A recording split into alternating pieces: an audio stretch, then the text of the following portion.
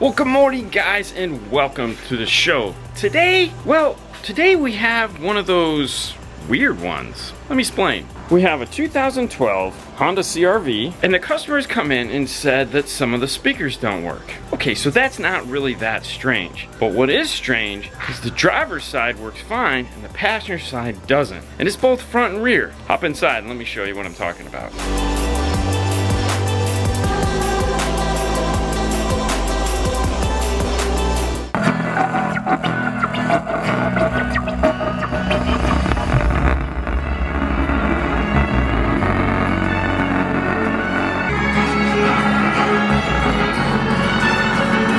So something about those just doesn't sound right. When you're testing for a bad speaker like this, you want to isolate out that speaker and see if you can figure out, is it just that speaker? Is it another speaker? That means going into the radio to the balance and fader controls, which can be fun to find in a lot of radios. There's no question about it. Their bass is down and their treble's down. I'm guessing because this thing doesn't sound that good. We'll go ahead and just set those back to normal. Balance and fader, diagram here.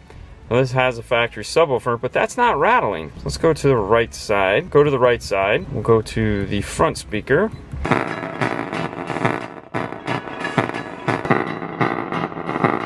I don't hear any sound at all coming out of the tweeter. There's definitely some funk going on that. Fade it to the rear.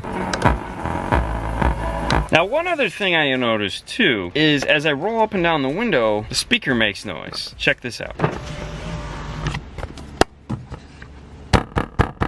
As I said, the driver's side works fine. It's really odd that just this passenger side was destroyed, but there's clearly a problem. The next step is to get these doors off and physically take a look at these drivers and then compare them to the driver's side and see what the heck is going on. Now there's a chance that maybe where they park this car, the sun is beating down on this side, which is causing these door panels to get really hot, which is causing the speakers to dry out abnormally. They're just wore out because of that. There's stranger things, and it does get really hot here in Florida. It's just a guess. Let's get these doors off. Starting first with this handle here, there's a panel behind it that needs to be removed. If you look at it closely, there's a little clip at the top. Push that down. That'll slide out of place, and behind it is two Phillips screws. Up by the mirror, you have the sail. On that, it has two clips, one at the top and one at the bottom. The top one comes out fairly easy. The bottom one does not. Grab your panel tool, you can work in there and gently pry it out. You'll also see there's two clips here on the side. These are what lock into the window track and unplug the tweeter. Gross. Ugh, I gotta go wash my hands. Clean out your little trash bin here. There's a plastic insert on the bottom that needs to come out. Underneath it is another Phillips screw. Look around the outskirts of the door to make sure there's no more screws. Find a corner you can get your fingers under and gently start prying the door panel off.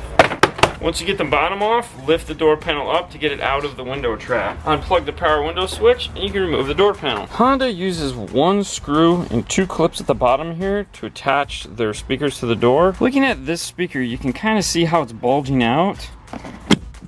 Oh, there you go. This guy is definitely blown. Let's turn it on.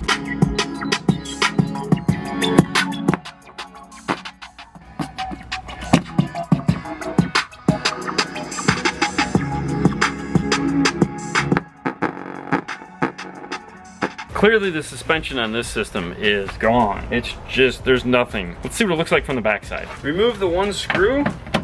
Take your panel tool. This has foam around it, which over the time will cause this to stick to the door really well. Lift up from the bottom. Let's head over to the bench and we'll take a look at this closer and also see what we're gonna replace it with. I'll grab the tweeter. Now if you look inside of here, see how that's moving? See that orange color? That's the glue that attaches the voice coil to the spider. It's not there anymore, it's not attached. So what we have is a failed speaker. It's technically bad. Some people might call it blown. We get many questions where people are like, how do you know if a speaker is bad or blown? Most people just assume that when it just stops producing sound, that's it. That's all a speaker can either play or it can't play. Well, in this case, the speaker still plays. The voice coil is not burnt, it's still functioning. Anytime it's back inside of the gap, it'll play. But at certain volumes, it'll fall out because that lower suspension for it is no longer there. So this is strange. Not really, this happens a lot. And that's what caused the funny sound that it's making, is because it's just sitting there and It's banging around, it's smacking around inside. Another thing that could also go bad is the surround here. So this is a lower suspension failure. An upper suspension failure would be if this surround here decided to, let's say, fall apart, rip, tear, and the cone was wobbling around. Same thing would happen, it would make noise, and technically, yeah, it would be blown. You'd need a new one. Cheap, I know, right? Well, let's see what we're gonna replace them with. For this, we're gonna be doing a OEM upgrade with a set of Pioneer TS-A652Cs. These are basically factory replacement speakers. And what's really nice about these is they come with a lot of the things you need in order to put it into a factory location. Of course, you get some paperwork. Unique spot for the tweeter, right? On one end of the box, we have our flush mounts for the tweeter, our angle mounts for the tweeter. This is one of those things you don't want to throw away. Here is the base blocker for the tweeter. There's two of them. Make sure you don't throw these away. You're gonna need them. They're not attached to the tweeter, they're in the wiring. And of course, your bags of screws and whatnot for attaching the speaker and the tweeters into the car. On the side here are some mounting plates for the tweeters. What these are designed to do is, you've noticed there's these score lines in here. That's so that you can bend this and then bend it like this and then do the same on this side. The score lines don't do all of the work. Like, I think they're just guides because it definitely doesn't want to bend there. What you end up with is this guy here. This is so if you have, let's say, a 3.5 in the dash, you can mount the tweeter in the dash using this. Now, is this a perfect solution? Well, you are mounting the tweeter down pretty far. However, it's still a way to mount the tweeter. Put the angle mount in there, aim it up. It's made to go into the OEM with the minimal amount of effort needed. And it comes with two, one for left, one for right. And here's the tweeter here. It has disconnects on it to be attached to the crossover. We have two mid-range, vented back, not very deep, made to go into a factory application. Granted, definitely not as shallow as this guy is, but we can make this work. And it has this bracket assembly here. This is really very handy. Not for what we're doing in this car, but very handy. This is a universal mounting bracket. What it's designed to do is, depending on the car you have, this should clip into place. These down here are for GM. So you'd clip this into the bottom, this would go into the top. This guy here, and this guy here, those are for Chrysler. This is also a Toyota mount. Then you have just four here, here, and here if you have like a Honda or a Kia that just uses a 4-hole mount. So there's a lot you can do with this, but as you can tell, it's not going to work for our application. And if you have one of the vehicles this works on, this will save you time and money. You don't have to buy any extra speaker brackets for it. For the rear, we're going to be doing the TS-A652Fs. We were talking about finding out what car these fit in. Car fitting list, go here. It has a scannable code, so it'll take you off to their website so you can figure out if these brackets will fit in your car and you won't have to buy any other ones. Bag of screws. Now this piece of wire here, this is what comes with, there's no capacitors on here. Same bracket and a grill, which is weird because that one doesn't have a grill. This is a 3-way. And the reason we don't need those capacitors is because on the back of the speaker, they're mounted here behind the tweeter. We have a smaller high frequency here and a bigger, more MIDI tweeter. The two of them combines to make a 3-way set. A little bit shallower than our mid bass for the front, but still in the same series. This pair will go up into the front. We'll figure out how to get it mounted up here where the factory tweeter is. This pair will go in the rear. I know we haven't taken the rear door panel off yet, but looking at this speaker, we can kind of assume the same thing happened because they're the same speakers front and rear. We'll still obviously check. The real question is how are we going to get these speakers in where these go? We need this mount. In some cases, what somebody might do is they might look at this speaker and go, well, it's blown, this is pretty much garbage. What I'm going to do is I'm going to cut this out and I'm going to mount my speaker inside of this. That's your call. Something to keep in mind though is if you look at the front of the speaker, you'll notice there's edge here in the foam, and that's from where this meets up with the door panel. If you're going to do something like that, keep in mind when you put this speaker on, you want to make sure that nothing interferes with this surround. This is a little bit bigger than this. Might not be the best idea. What we prefer doing is using these. This is the Best Kits BKH SB524. And what it is a perfect replica of the factory speaker, but it's a little shallower so that you have room for your new speaker so that it doesn't smack into the door panel. It has the same two clips that are on the bottom. It has the same screw in the top, but what it comes with is a bag of 2 screws with a smaller head. If you remember when we took this off, as you can see, it's thick and it sticks out. We don't want that because our speaker is going to be mounted over the top top of this. So they give you these two, which are designed to go flush inside of this so you have a nice flat surface to mount your speaker on. It'll sit just like this. As you can see, it covers that screw hole. So as far as physical pieces go, we now have all the pieces we need with the exception of one thing. How are we gonna get the tweeter in here? Well, the first thing to do is get this tweeter out. On this factory tweeter, there's 3 clips that attach into the mount. Flathead screwdriver, this will pop right out. Looking at our 2 tweeters and comparing them in size, this one is a tad bit smaller than the factory. However, the mount for this is not. Now we could cut a hole into the grill, mount this from the front if we wanted. Our grill does come off, and if we mount this from the front, it would be really close. There is just a little spot here and a little spot here. You'd end up with something that looks like this. Don't know if I like that either. If we take our tweeter cup and our mount, and we put the two together, we see that it fits just like a sleeve. We could sleeve the tweeter in if we use this. That might be the simplest solution. We can take this over to the router and we can remove this little 1/8 inch gap around it here, mount our tweeter into it, and sleeve it into the factory place. I'm gonna do that. I'll be back in a second. I'm gonna go grind off this lip.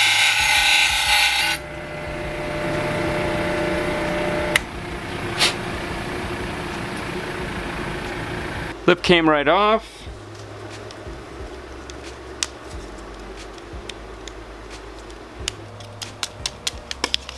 It snaps right into place. That'll work for us. It sleeves right in. Because the tweeter can pop in and out of this point, what I want to do is around the edge where the 2 sleeves match, is I'm going to take some CA glue. I'm going to put a little dab on there to hold it in place. Now if we need to, we can still push these 2 tabs here and pop the tweeter out and replace it. Let's say if he decides to blow these. Next we have our crossover to contend with. Now how this is designed, on one end you have a pigtail like this, and then some connectors, and then it goes off to this, and then some connectors. And what they do is they stagger these connectors here so that you make sure you get positive and negative right on this. You can't screw them up, they can only go in one way, they're not next to one another. This is designed to clip onto the mid-range here and here. Here's your crossover for this, and then this would attach to the car. What I would like to do is not do that. This needs to come off before that, and I don't really care for these connectors too much. I'm going to solder these into here and then put 2 of my own connectors in here so I can attach into the factory harness. On this speaker, there is a white stripe and a solid black. We just need to make sure we solder those 2 together. Checking our wiring, our fat side is positive, and it is the end with the white stripe. So that we know which one is positive, I'm gonna add some red heat shrink to the striped lead. Once we get into the car, I'll do the same thing. We have our tweeter all set and ready to go. We'll just set this aside for now. What we wanna do with these is add some foam to the front and back, just like the factory had. When putting foam on here, it covers up these holes. I like to mark them. That way I can find them when I go to screw in my speaker. I'm gonna go mount this into the car. Just like the factory, line it up, push down, take our new screw, and that's it. In some cases, the tweeter here and the mid-range here are on the same wire, which we're gonna test for. Grab our digital multimeter and set it to continuity. Attach one lead to one of the speaker wires in the lower door. Test these upper wires. And I'm getting no continuity at all. Now we know this has a factory subwoofer. I wonder if this has an amplifier. I think we need to look at the signal coming out of the radio. For that, I'm gonna need an RTA. We wanna see what the signal looks like coming out of our tweeter wires. Just what I suspected. It just has tweeter output, so it's actively crossed over from the factory. We'll check the mid-range. And looking at the mid-range, it is also actively crossed over from the factory. There's a filter on the high pass, as well down here on the lower bass sound. We still need to figure out what's positive and negative. Normally what we do to do that is we would just take a polarity tester, 9-volt battery or whatever, something that is capable of reading a tweeter. This is our polarity tester. And we would tap the speaker and find out which one is positive and negative. By taking a small 9-volt, or the PT9A, which is our polarity popper, it's going to move the speaker up. It's a tweeter, it's very hard to see. This microphone will pick it up and tell us positive, tell us negative. And that way we can find out positive, negative. This speaker's blown. What we're going to do to test this is we're going to use our test speaker. We're going to play a polarity track from our phone, and it's going to do the same thing. You hear the popping sound. This is lighting up green as opposed to red, which is telling us that our test leads here we have a red, we have a blue. Our red test lead is going to our red test lead, our black test lead is going to our black test lead, and that's just purely by chance. Red isn't always positive, don't assume that it is, but in this case, red is positive. What we like to do on our speaker terminal is fold down the negative. On the other side, we're gonna have to do the same thing. Plugs are the same, tweeters are universal. Now we know this is the positive lead. Repeat the process on the mid-range and the bottom of the door. We're getting a green pop on this. In this case, we have our red test lead going to a red wire and our black test lead going to a green wire. Red is positive. Grab our plug and we'll fold down the green so we know that was negative, and we'll pull our red test lead straight. This is the same plug that is going to be all throughout the car. Add our red heat shrink around our red wire. Insulate the factory wiring back up. Add our terminals to the lower door. Let's grab our speakers and get them back into place. When putting the speaker in the bottom, let me show you something you want to avoid. If you'll notice these two humps right here, the natural thought process is to put a speaker in with these two leads right here and hope that they don't touch. But as you can see, these are kind of wide and they could possibly touch these if it's not perfectly, the world isn't great. Rotating the speaker so that the terminals are out to the side won't prevent that from happening. We can line it up with the marks that we've made and add our screws. We'll put the bottom of the door back into place. Now before we snap this on, I want to take a listen and see how it sounds. Everything sounds good, our rattle is gone, our tweeter is sounding perfect. Let's get on to the back. Just shaking this door, just like there's a baseball in here rolling around. You just hear the speaker.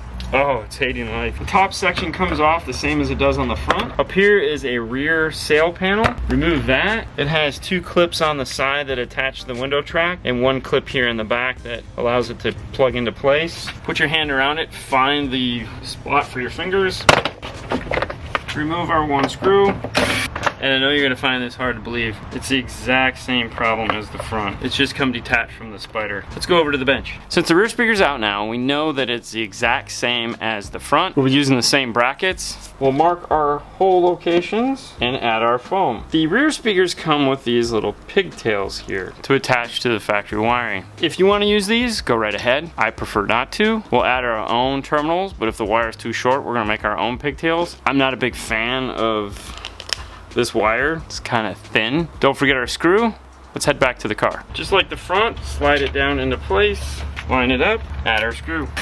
Front and rear speakers are identical. The plugs are universal, the speakers are universal. We know the positive on this was a red. That means that the positive on this, when we compare the two, is going to be a light green, and the orange is going to be a negative. It's also shaped the exact same way. So be careful if you're going to mount it like this to make sure that they don't hit any of the metal. Line the speaker up with our marks.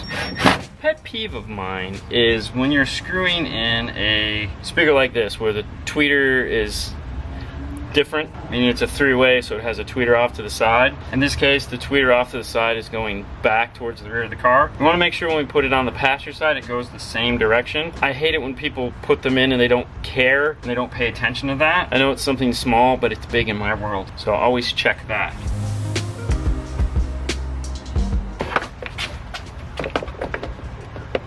You might be asking, if I haven't tested it yet, why am I snapping the door panel on? And the reason why I do that is because in some cases, it's not the speaker that's bad, it's there's something rattling in the door panel. And this is a good time to figure it out. Play some songs, make sure it works the way it's supposed to, and then we'll add our screws. Otherwise, we can still remove it.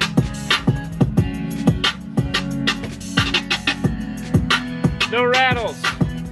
That means add the screws.